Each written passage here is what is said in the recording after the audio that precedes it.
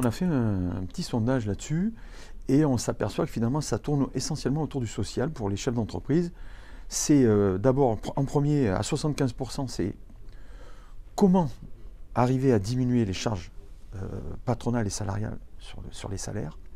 Parce qu'en diminuant les charges patronales et salariales, évidemment, on va redevenir un peu plus compétitif et on redonne du pouvoir d'achat à nos salariés.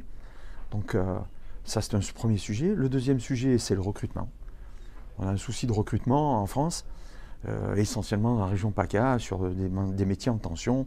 Dans le bâtiment et le travaux publics, c'est 60% des entreprises qui cherchent à recruter qui n'y arrivent pas. Mais c'est également dans le tourisme, l'hôtellerie, la restauration. Donc voilà, ce sont les sujets primordiaux qui intéressent nos chefs d'entreprise pour cette élection.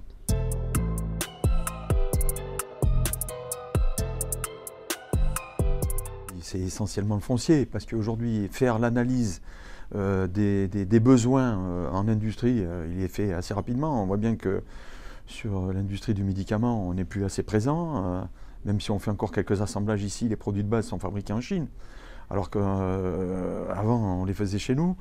L'acier, tous ces produits-là, aujourd'hui, on les importe. Donc pour réindustrialiser la France, ça passe évidemment par le foncier. Est-ce qu'on a le foncier pour remettre des industries? Et est-ce qu'on a également... est-ce qu'on n'a pas un carcan administratif qui malheureusement ralentit la machine énormément et ne nous permet pas de pouvoir réaliser dans des délais raisonnables des permis de construire, des permis d'aménager.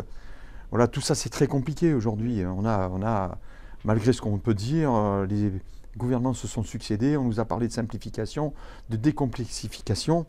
Mais aujourd'hui, ce n'est pas le cas. Pour sortir un projet, aujourd'hui, c'est 5, 6 ans, 10 ans. Alors pour la réindustrialisation, je suppose que ce sera au moins 10 ans.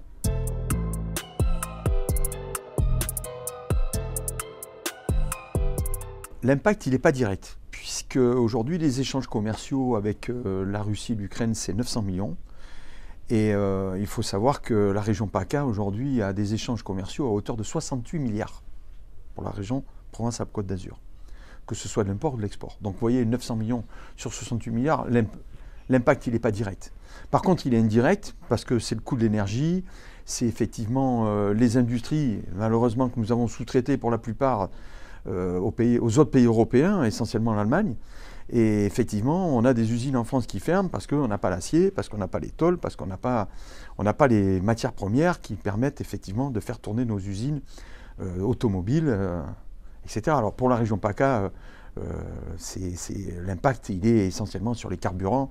Essentiellement, ce sont les énergies qui impactent le plus nos transporteurs, nos entreprises de BTP, mais également nos pêcheurs, etc.